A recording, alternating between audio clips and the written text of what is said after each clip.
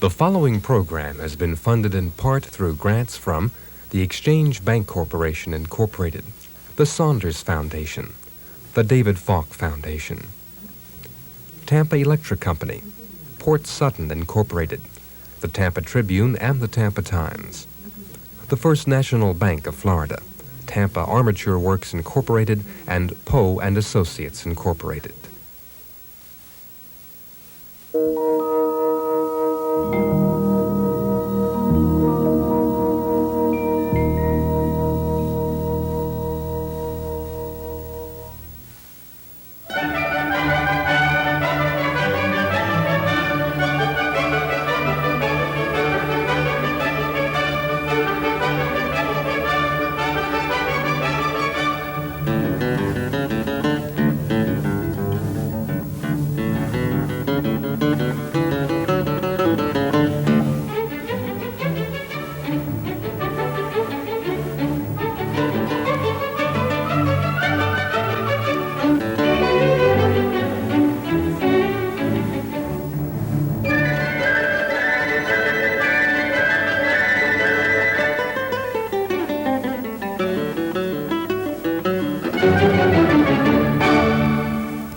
What is a city? Is it tall buildings, factories, highways choked with traffic? Or is it people? Different races, colors, and creeds living together, sharing their individual customs for the common good of us all. This is our city. This is America.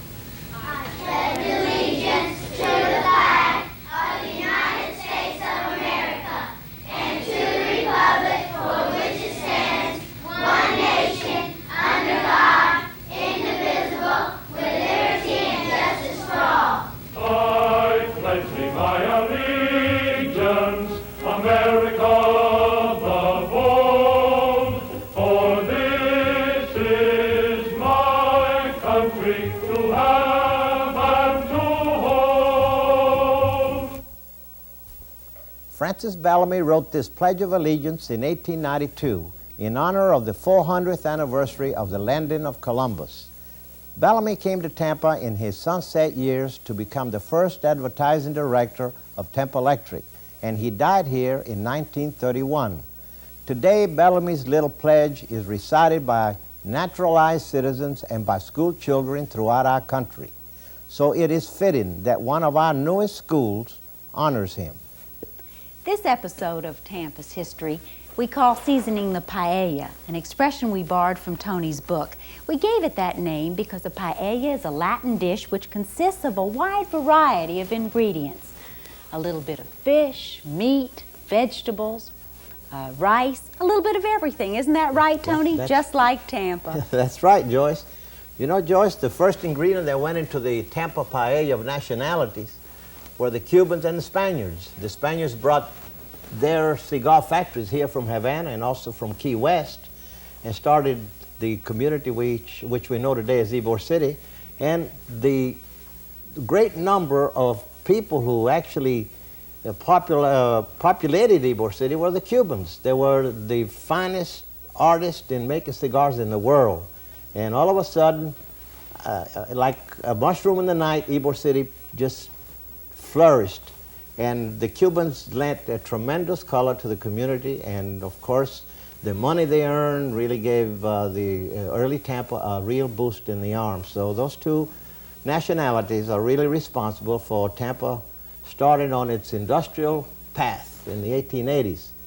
Soon thereafter they were joined by the Italians. They were farmers from Sicily. They settled in the eastern fringe of Ybor City, and they were a very frugal people. They set up their cottages and developed little gardens, and later they went into farming, and they raised cattle and went into the dairy business, and after a while they started opening up grocery stores. From there they graduated into becoming cigar makers in the cigar factories. And after the Second World War, their youngsters entered a lot of the professions. Oh, yes. One thing that the Italian always wanted to do was to educate their children and give them a better life. So in many cases, the children went to college, became lawyers and doctors, and others entered business. And so through the years they have prospered. We have we see today that you find Italians in the political sector, business, and professions. But not all of the immigrants were Latins, were they, Tony? Oh, no. We had, along with the Cubans, Spaniards, and Italians, we had a sizable influx of Germans in the early days. They went into, they established machine shops. In fact, two of the big families, one came from Chicago, established a big cigar box factory on 7th Avenue and 17th Street. And a little later on, there was another factory established for cigar boxes. And it wasn't very long that there were so many Germans here that they established a beautiful club building here, the Right. German-American Club. Well, it was about the same time, the middle of the 1880s, that we got the first real wave of Jewish immigration into our area also. That's right. Many of them followed Ybor, and they were involved in the cigar industry, but others were in commerce, and as commerce and industry grew in Tampa, so did the Jewish population. One important thing that we have to remember about them is that from the very beginning, they felt that Tampa was a cosmopolitan city. By that I mean that it was a place where the citizenry had very little intolerance of people who were different in customs or style, and they appreciated it, and there were enough Jews by 1894 that they could charter their first synagogue. They began to show their appreciation for the good place they had to establish homes by becoming active in civic activities, and as early as 1886, Tampa, in the year of its incorporation, had a Jewish mayor elected. His name was Herman Glogowski. That's right. It was there were a long succession of other civic leaders, both volunteer and elected, to follow this first Tampa mayor of Jewish origin.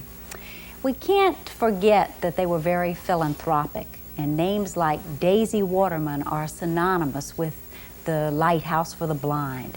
It was Abe Moss who, in the early part of the century, founded the first old people's home, and his wife Bina, who was instrumental in making the Children's Home of Tampa a solid going institution. They were patrons of the arts, and like the Italians, they loved music and theater, and they gave much of their time and energy and material wealth to making Tampa a cultural center, at least as much as they possibly could for the day. And when one walks through the commercial areas of our city, we have to wonder what it would be like had there not been such families to establish stores as Moss, Wolf, and Falk. That's right. And like the Italians, they had sizable numbers of their young people entering professions, so much so that in the year 1979 and 1980, two Tampa Jewish men headed both the State Bar Association and the State Medical Association. Something we can be very proud of. That's for sure. Joyce, another ingredient in the paella of nationalities are the black people. They were on the scene when the Americans arrived to set up Fort Brooke. They helped the Americans as interpreters, since they spoke the Seminole language, and they became guides to the different expeditions through the forest of Florida in the early days. There have always been blacks in Tampa, as far back as we can remember. Well, Ponce de Leon had two blacks on board when he came to the mouth of the river. And then, of course, when Narvaez came into the bay, Estevanicio walked from Tampa Bay to Mexico City, and it took him 8 years with Cabeza de Vaca. That's quite a story. So black history goes back to the beginning of history. It does. But they have contributed quite a bit to the community. They were involved with the lumbering business. They were involved with the citrus business in the early days. Of course, because of the Southern policy of segregation, blacks in Tampa had to form their own communities with separate schools, churches, and businesses. The hub for Tampa's black citizens was Central Avenue, which flourished until the riots of the 1960s and integration signaled its end. There were limited opportunities here, but numerous black young people were stimulated to achieve success elsewhere, and many black entertainers especially had their roots nourished in Tampa, where big bands and jazz artists played Central Avenue clubs. Do you remember Steppin' Fetchit, that Ybor City shoeshine boy who became a big film star? Or what about Noble Sissle, that librettist of the Broadway hit Eubie? He wrote, I'm just wild about Harry. He lived and died here, Tony. And then, of course, we have Butterfly McQueen, the young girl whose father was a longshoreman in the first union formed in Tampa by blacks. Butterfly came back not long ago to revisit Central Avenue, where she was born. Now, this particular spot is where the old Beulah Baptist Church was. I was born behind the old Beulah Baptist Church, and my house was probably right up there. A circle of little houses in a Spanish court fashion, little wooden structures, and a stone's throw away was Central Avenue. I did learn well here in Tampa. I was instilled with pride of being black, and from there I went to Georgia. I remember my mommy going to work from here. She was a domestic that did days work. One day it was for Mrs. Nairobi in Hyde Park. Another day it might be at the Tampa Bay Hotel. Another day for Mr. Lee on Central Avenue. You know how days workers have special days to go to special jobs. This is about the third building of Beulah Baptist Church. It wasn't so much a church as a training ground. People often ask me, where did you get your training? And I would say in the church, because there we learned books of the Bible, backwards and forwards. We would have singing contests. Whoever could start the greatest number of songs would win a prize. And New York in 1924, and there my hobby was studying theater. One day a girl came to the WPA in Harlem and said, oh, you must go and tell them that you're Prissy of Gone with the Wind because they're going to make a movie. And certain business people at that time are always looking for new faces and new talent, so they gave me the part in Gone with the Wind, although 2 years before I had begged for the part, but they said I was too old, too fat, and too dignified. You know me best as Prissy of Gone with the Wind, Oriole of the Beulah Show, and now I'm known as Aunt Thelma of 7 Wishes. And I hope to go on entertaining as long as I can, making people laugh, making people happy. Oh, who would have thought when I was playing here in Tampa was a court of little houses right here, a Spanish court, little frame houses. They've torn them all down now. Who would have thought I would be called back here to say, Miss Scarlett, I don't know nothing about birthing babies. Joyce, as each wave of immigrants arrived in Tampa, they formed their own clubs. In those days, Tampa was a very small village, as you know, and Ybor City was in the middle of a wilderness. There was very little people could do after they got through making cigars. They had nothing to do but go home. So they started building centers for their social activities, and this is the way the clubs evolved. The first club was the Liceo Cubano, which the Cubans had. And then later in years, the Spaniards in 1892 formed their club. In 1894, the Italians formed their club. And by 1902, the Centro Asturiano came into being, as well as the Círculo Cubano that we know today. So it wasn't very long afterwards. I think some of the other, even the Germans, organized their own club, and they had a beautiful building. But the need was for medical aid. There were a few doctors, and there were no drugstores in the community, so the Mutual Aid Society guaranteed that they would be well taken care of if they became sick. And they brought Cuban doctors into Tampa, and they established a drugstore at the very beginning. So they were able to feel at ease that they were going to be well taken care of in case of dire need. And the big part that the clubs played was the social part. They started putting up beautiful buildings with a ballroom and a theater, a card room, and they had a beautiful library with books that covered like encyclopedias and novels of all kinds. Was there much history. rivalry between the clubs? Yes, there was some rivalry. We must remember, these are very proud people and very self-sufficient. And each time one would put up a building, if it was more attractive than the others, somehow or other they'd either replace the old building, or some way or other something happened and it caught fire. So there were 2 instances where 2 of the buildings were burned down. Even the Cuban blacks who came in as highly skilled cigar makers had their own club. Oh yes, they had their own club. The black Cubans were highly educated and tremendous cigar makers, and they formed a club they called Martí Maceo, which is still in existence today. How did it work? Did they pay dues for a family? Yeah, they paid a nominal fee like 15 or 20 cents a week, and with that they got all the medical aid they needed when they got sick.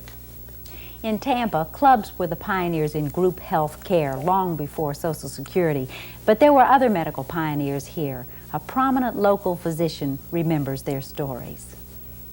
Hello, I'm Dr. Jim Ingram, the chairman of the Department of Obstetrics and Gynecology at the medical school here at the University of South Florida. The early medical history of Tampa has always been quite fascinating, and we'd like to share some of it with you today. It begins around 1824 with the establishment of Fort Brooke, and for the next 30 years, the medical care of the citizens came primarily from the medical officers at the fort. In 1969, probably the most famous of all of Tampa's doctors came, and he was quite interested in yellow fever. He lost his first wife and child to this disease, and he studied it very carefully, not by the modern methods that we know today, but by simple cracker observation. He observed that the people who went out at night got yellow fever, and those that did not rarely contracted it. He therefore concluded that the mosquito was a carrier of yellow fever. Personally, he was a very interesting man. Dr. Wall was described as, quote, a hard drinker and a hell-raiser, unquote. And after the death of his first wife, he courted the lovely daughter of Captain James McKay. Her name was Matilda McKay. When he applied for her hand in marriage, he was literally thrown out of the house, and he promised never to touch a drop again if Matilda would be his bride. Indeed, this is what happened, and he accomplished a remarkable early cure of alcoholism. The first civilian hospital was built in 1891. This actually was the original wooden frame courthouse that stood where the present-day flagship bank stands. It was moved north on Florida Avenue and was turned into what was called a sanatorium by Doctors Altree and Caldwell. In 1896, Dr. Louis Oppenheimer came to Tampa to take over Dr. Wall's practice. He was multilingual, very polished. He was the physician at the Tampa Bay Hotel. He had many famous patients as the Spanish-American War developed and many people came here. Among these were Sarah Bernhardt, the famous actress, Theodore Roosevelt, and many others. At the same time, Clara Barton was in Tampa, and it was she who established the Red Cross in this country. Also, Dr. Oppenheimer performed the first appendectomy to be performed in Florida. This was done on the north side of Tampa on a kitchen table with the father giving the anesthesia. In 1910, Gordon Keller Hospital was established. This was the first public hospital as we know it. It was built on North Boulevard at the site of the old fairgrounds. Today, medical care in Tampa has become sophisticated beyond the wildest dreams of those pioneer physicians. Critical cases are quickly flown by specially equipped military helicopters from areas where care is not available to Tampa hospitals for emergency treatment. Critically ill newborns from a 23-county area are tended in a neonatal intensive care unit. Through an innovative perinatal program, obstetricians and pediatricians have lowered the infant mortality rate and improved the quality of survival.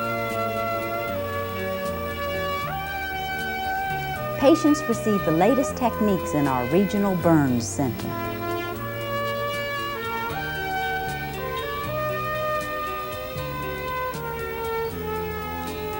With the use of endoscopy, cameras are attached to a fiber optic tube which is inserted internally. This enables physicians to examine and photograph the digestive and intestinal tracts, reducing substantially the need for exploratory surgery. These sophisticated programs and many more have flourished under the combined efforts of town and university physicians since the opening of the College of Medicine at the University of South Florida in 1971. Area hospitals and a Veterans Administration hospital, which was built across the street, are used as teaching facilities for the medical school. Gordon Keller served as Tampa's only public hospital from the time it was built until 1927, when it was replaced by Tampa Municipal Hospital on Davis Island. Over the years, Tampa General, as it is now called, has had numerous additions. Today, 6 other major hospitals now serve Tampa: Centro Asturiano, Centro Español, University Community, Memorial, Women's, and St. Joseph's.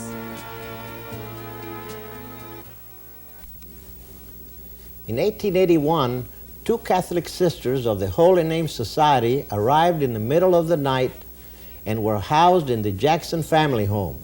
They begged for money from the soldiers at Fort Brooke and rented a blacksmith shop. The little academy they began is the oldest school still operating in Tampa. Religion serves a community in various ways. In Tampa, the Methodists were the first congregation to build a church, and as new groups arrived in numbers great enough, more synagogues and churches were established. Today, all of these different faiths illustrate in their own individual styles this precious American freedom.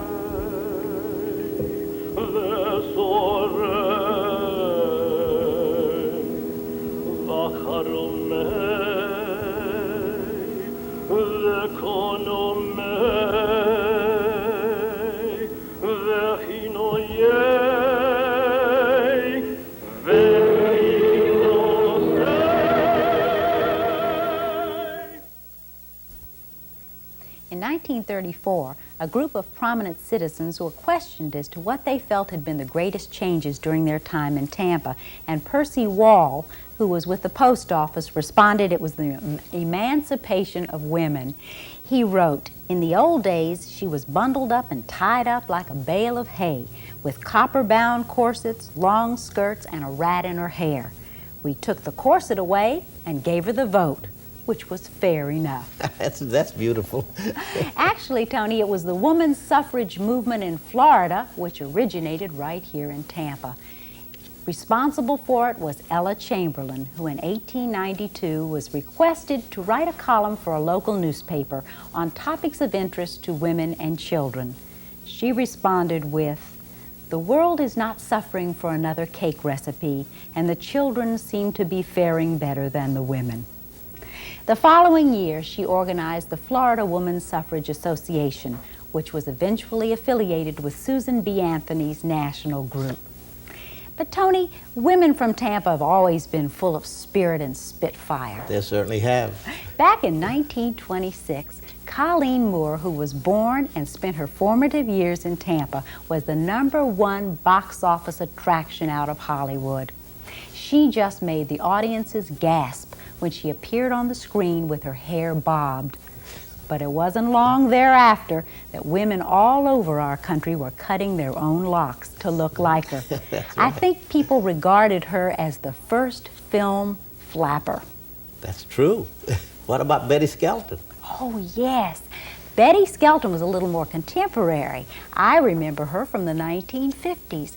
That woman broke every record imaginable on air, land, or sea. And I remember a publicity stunt she pulled one time. Do you remember, Tony, that there used to be a large whiskey bottle which was an advertisement? I certainly do. It was not far from the city hall, and in That's recent right. years it was pulled down because most of the citizens felt that it wasn't fitting. But in those days, Betty Skelton went up in a helicopter and pulled the cork out of the whiskey bottle. I was there. Tampa, with her varied ethnic mix, has always been a cosmopolitan town. But much of the United States was very innocent and isolationist prior to World War I. You know that they call that war the war to end all wars. Doesn't that sound naive now? During World War I, Tampa went all out. Its leaders were very much involved in Red Cross drives, Liberty Bond drives. Many of the youth volunteered to serve in the war. But the worst tragedy to hit Tampa was the sinking of the USS Tampa in the Bristol Channel. The entire crew disappeared. And of the crew, 23 were citizens of Tampa. This group of men were memorialized by the Tampa Rotary Club when their names were put on markers along the Memorial Highway. During this period of the war, Tampa became a very busy port city. There were 3 shipbuilding companies, and during this time, 20 ships were built for the war, and which employed more than 5,000 people.